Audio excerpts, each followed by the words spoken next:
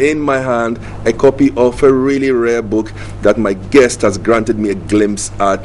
It is written by Oyededjie, yes, the man after whom the Oyededjie Stadium is named, and it's dedicated to Baba Yara, the man after whom the Baba Yara Stadium is named. It's got a foreword by Kojo Botio. There are quotes from Osagyefo for Dr. Kwame Nkrumah in it, and it talks about a man who was born as far back as 1936 in Kumasi, who showed real talent when it came to sprinting and football at the age of 13. And between 1950 and 1955, he was a jockey. He was riding horse at the Kratef Club. Now, at 55, he ended that career, came back to Kumasi, joined Kumasi Asante Kotoko, and hit the headlines. Now, he won the number 7 jersey for Ghana. He was part of the team that scored Nigeria 7-0. He scored 2 and created 4 of those 7 goals. He was capped 49 times, and it was a delightful spectacle. He scored a total of 51 goals for Ghana. That was Baba Yara in his days. Here was a football genius. When cometh another, I'm going to be looking at some real or potential soccer geniuses with my genius guest, Uncle Bode. He's live in the studio. If you have any thoughts and comments on this, tell me, what do you think? What's more important, the team or the star? And what's the relationship between them? If you go to Osagyefo for Dr. Kwame Nkrumah, he says you have to come out with bold schemes, he said, to make Ghana soccer a showpiece on the African continent. Your task will be arduous. You must fight hard. Always remember that organization decides everything. You have my personal support and that of my government. Now, against this historical background, which is beautifully laid out in this book, and Uncle Bode, let me give your precious historical book to you. I'm sure it's worth quite a lot of money. Yes, sir. We've got recent news about the return of some of our stars to the national team. Aka Anthony, in his candid corner on Friday, says time to forget about ASEAN. Maybe it's right here, back page story. And many are very critical about, or perhaps lacking understanding about what goes on behind the scenes with the U brothers and Kevin Prince Boateng. Well, I'm part of that lot. I would love to learn more. So join me in my conversation with Uncle Bode. Uncle Bode, so what is the bottom line? I want us to save that question for later, though, about the highest ever goal scorer for Ghana. I mean, the highest goal scorer. But what are your personal thoughts about the relative importance of the player to the team? Oh, it's a very, very simple question. The answer is that no nation goes to a battle without using its full arsenal. You go to battle, you face your opponent with the full resources at your disposal.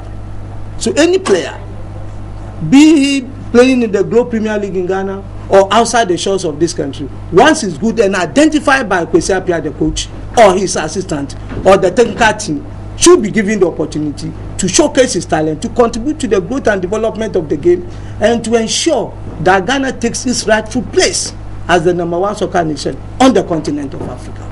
But how important are some of these well-known and internationally experienced players to us in the team? Lots of viewers have lots of ideas. Viewer called Even the Worshipper says Team Ghana is not about any individual player. That includes ASEAN, Kevin Prince Boateng, or their U brothers. Said these 3 alone are not enough to do us sufficient good. We need the whole team to be who they are. Team Ghana all the way, and thank you for that compliment, even about looking good. Togbe says that a game is a game, and players will win when they train together as a team. Ask the old player to join a team at this time, or forget, because we are going as a team. Prosper Nchibotin also expressing some pessimism and some doubts about the value of individual players. So once again, how important are these individual players to the team as a whole? Yeah, some players are indispensable, whether you like it or not. Some players are indispensable.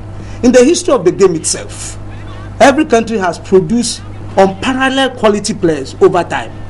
If you ask me about the football in UK, I will mention Stanley Matthews and George Best, full stop. Forget about when Rooney and all these latter-day stars. When you go to Brazil, there are only 2 people, Pelé and Garrincha. If you go to Argentina, it's only 1. I won't mention his name. He's the only one. Even a church was built for him, and people worship Diego Maradona. If you come to Ghana, I can tell you that I find it difficult because this country is blessed with an array of stars.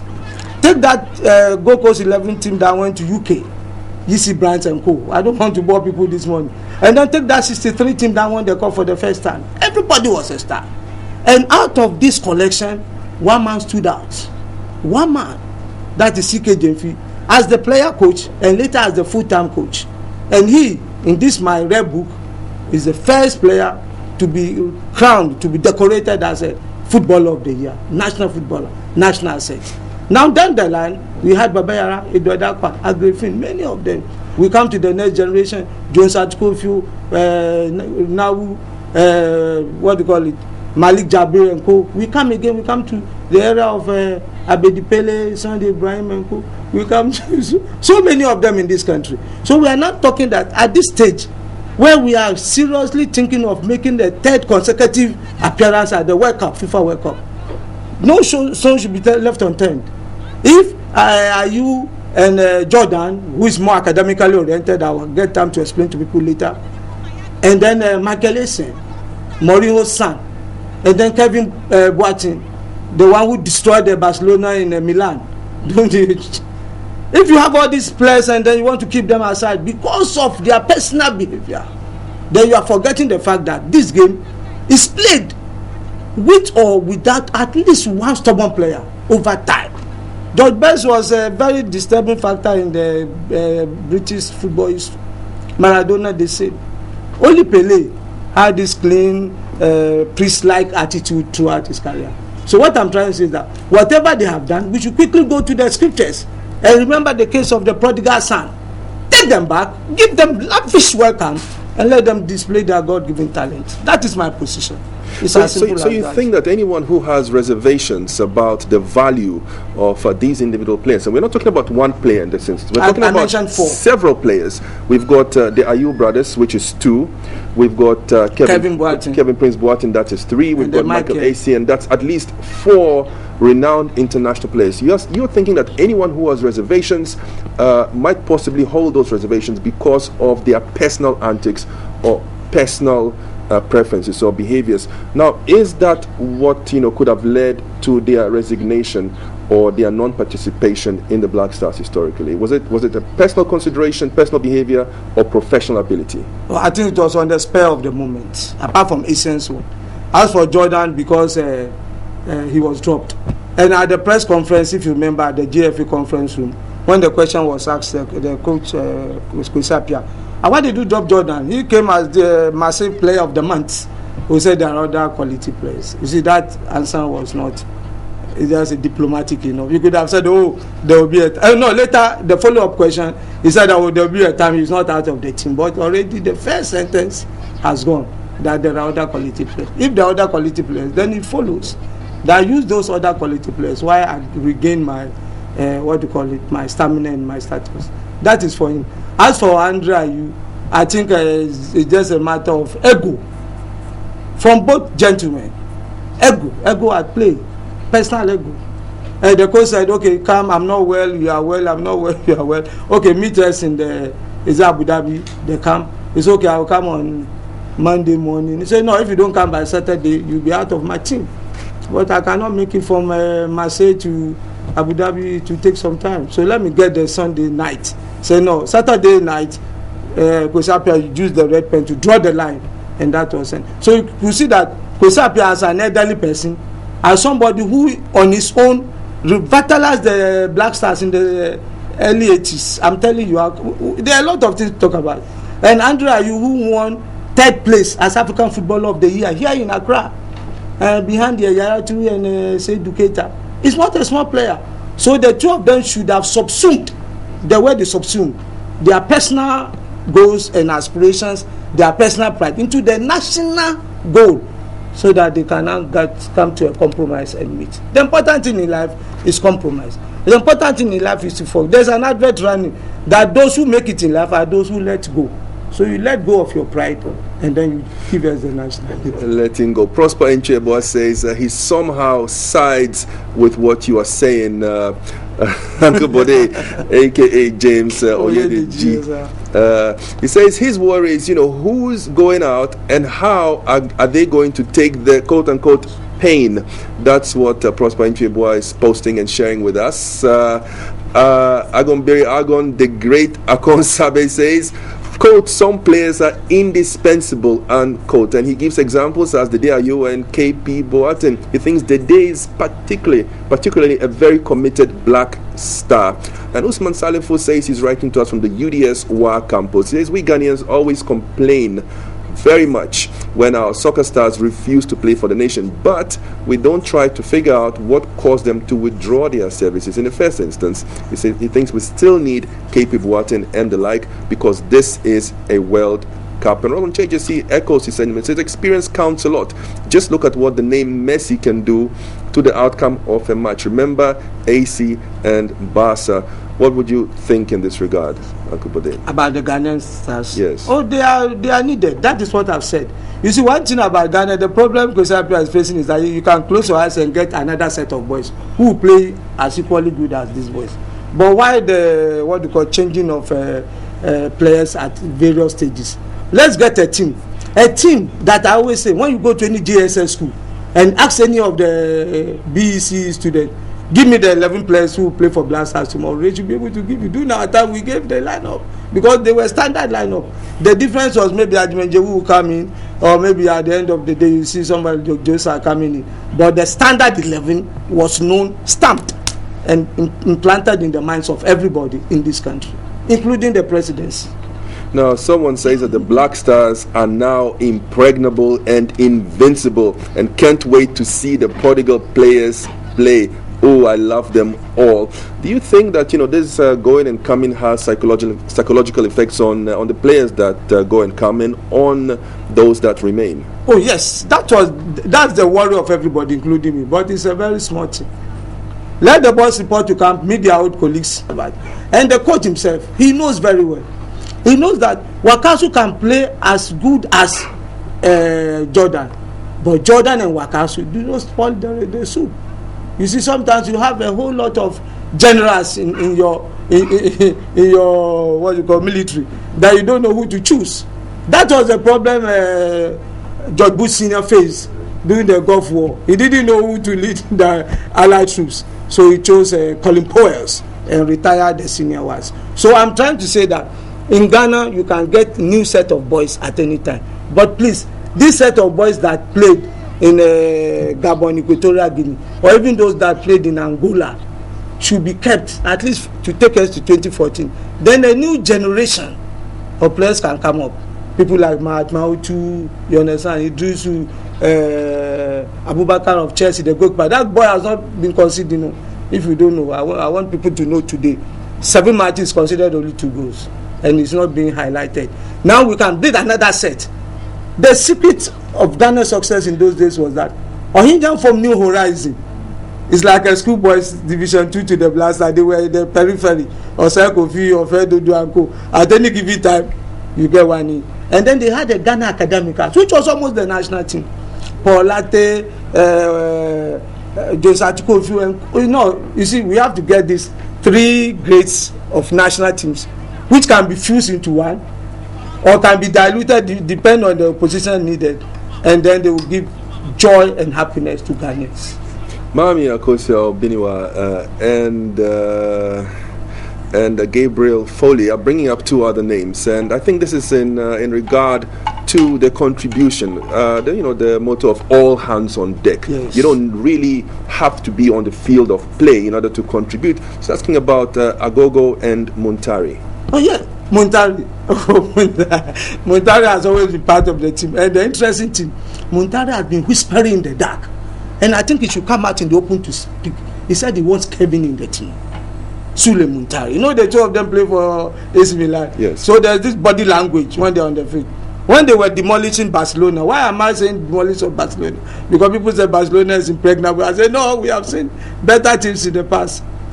Kevin scored the first goal. Muntari scored the second goal. Muntari is safe. He scored from the corner kick. Do you know the secret of that kick? You take the first 2 outside the 6-yard box, and then the last one you put a spin.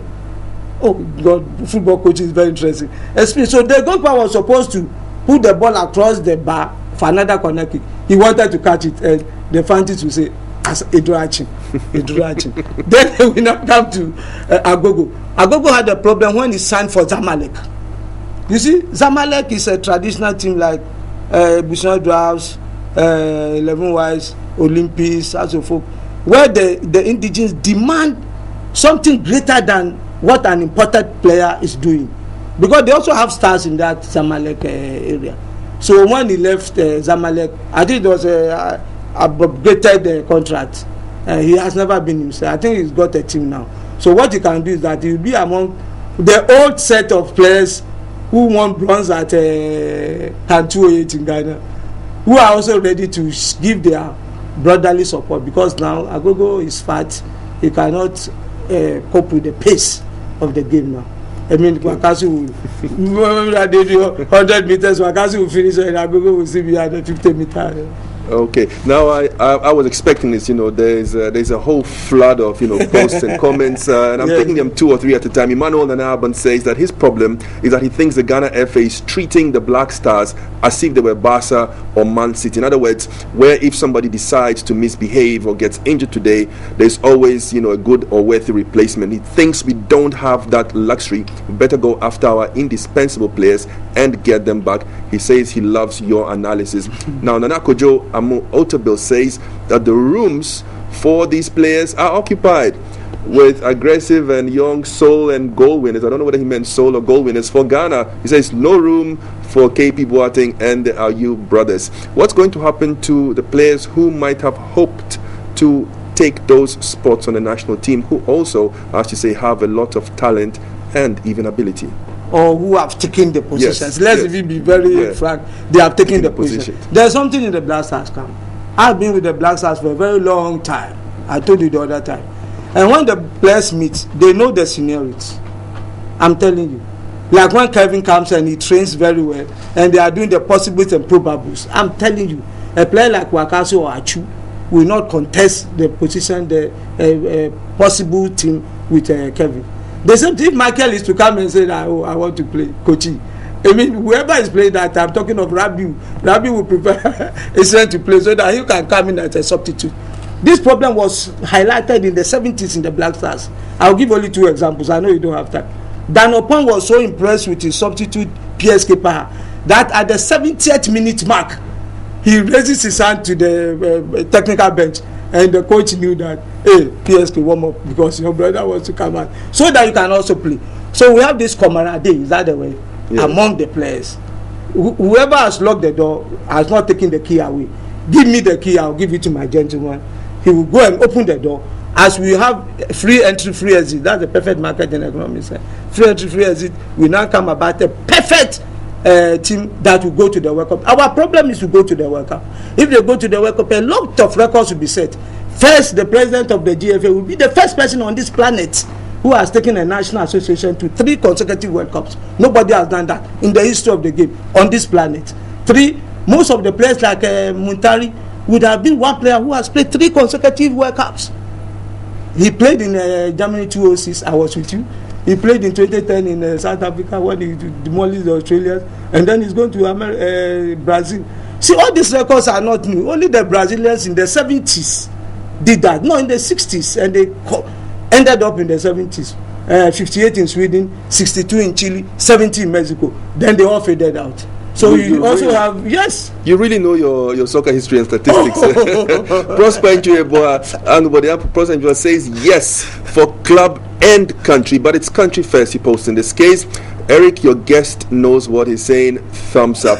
Club and country. Now, many young people would think that, well, if you play for the country, if you're chosen to play in an international game, then you catch the attention of the big clubs and their scouts. You may get drafted into a major team like Chelsea or AC Milan or Manchester United, Bayern Munich, what have you.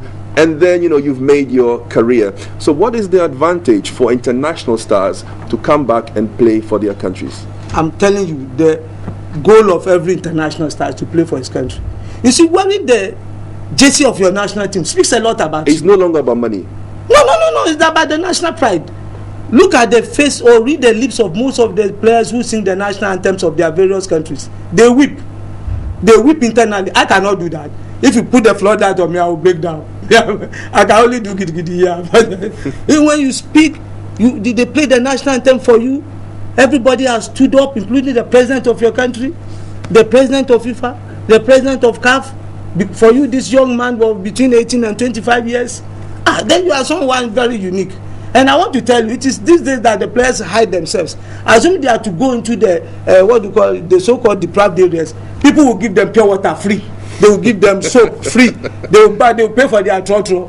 But they will now isolate themselves because they are coming from Europe. In those days, it was not like that. When you were a Blaster player, you were more than a demigod because people love the Black Stars. And I think we should go back to that, our jersey. Our jersey is the white that they are wearing now, not the German jersey. This one we are wearing. But the Black Star at the back of the shirt is not there. The Black Star at the back of the shirt should come. So in that star, you have the number of the player. That is the Lone Star of African football. Ahmed Abdulati says, I love this man.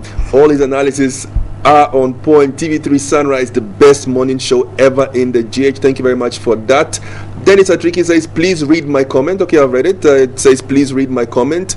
I just love your guess. He's too much. Writes Windex Standard the Mark. Nobody has answered my question yet about, the highest ever goal scorer. So before we wrap up this episode, I'd like to tell you that Dennis thinks that you're so good that you should be an assistant coach at least, and we would all be happy. So that's a recommendation. This is a recommendation. But just quickly to this question, Uncle Bode.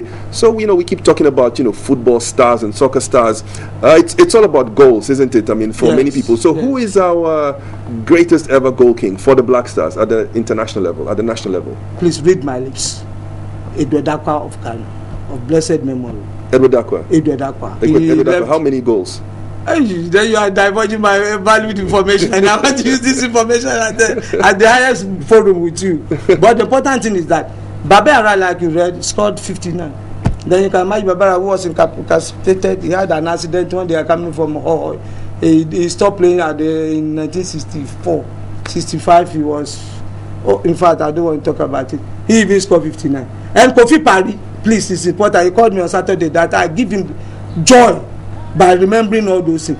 When Ghana beat Kenya 13-2, I repeat, Ghana 13, Kenya 2 on the Independence Day, Euro Day. Kofi Pari alone scored 6 goals in that match. Was it because we were so good or they were so bad? No, we advanced. It's okay. You say in economic theory, economic development for Africa, Ghana had development without growth. Ghana, Kwame Nkrumah gave Ghanaians everything: factories, ships, aircraft, Blaster line, everything. Without the growth, that's the problem we have now. So we are now trying to increase the number of our facilities and infrastructures to meet with the highest level that we attain in Africa. It was very easy for people from West Africa in particular, Senegal, Mauritania, apart from Nigeria, Senegal, Mauritania, Liberia, to say that I'm a Ghanaian. You come to Accra, you take a Ghanaian passport, you go anywhere in the world. But these days, you now see people saying that I'm not a Ghanaian, I'm a Sierra Leonean. That's it. So times change. Have you seen it? So what I want to emphasize is that these Ayew brothers that were taken to the president himself, John Mahama, who's also a football enthusiast. Okay, but you are still in the show. Look, everybody says you are too much. One minute. Someone wants to give you a soccer quiz competition. I'm coming. I want to give one vital information. Before the president crystallized this meeting with the Ayew brothers, people like Alhaji Hats, Abu Sundoku. All I need, all our viewers need, all everyone needs is just a number from you. I mean, just give me like a ballpark figure. You said even the 59. You said even 59. So how many are you talking about for the ultimate goal king? Is it over 100? You are more than the greatest. Is it over 100? You are more than the greatest interviewer in the Hard Talk. You know Hard Talk in that program. Hard Talk. If you're always going to talk about sports, I might not switch off my TV. Now this is what somebody's posting. Prosper Entry, but you have to set him free. Just tell him, the quiz answer. What's it? Is it? Don't mention the final figure, but say, is it over 100? Is it between 100 and 200? The final figure, yeah, 166 goals. 166. Oyededjie of Ghana. Kwame Nkrumah gave him the nickname Sputnik. You know Sputnik? That was the engine. Satellite. Yes, the Russians used to propel the first into orbit. Sputnik. So you can imagine Sputnik. Even ordinary K-47 people ran away. Then you can imagine that powerful. The first ever satellite in the world. Yes, Yuri Gagarin. 166 goals. Yes. And then on the local scene, he scored over 400 goals. 400. 400. Is anyone even close to meeting that benchmark nowadays? No, that's the next generation. That's the next generation. Uncle Bode, too much. I'm more than happy for your program, Post Alasan Muntaka. I'm loving the show, writes GB. Your guest is too much. He's soccer history oriented. Post Issa Hood. Mohammed Sadat says, I think Uncle is right. Respect. All the players are welcome. All the views are welcome. Every single viewer is valued and welcome. You are most welcome. I hope you are enjoying the show as you post.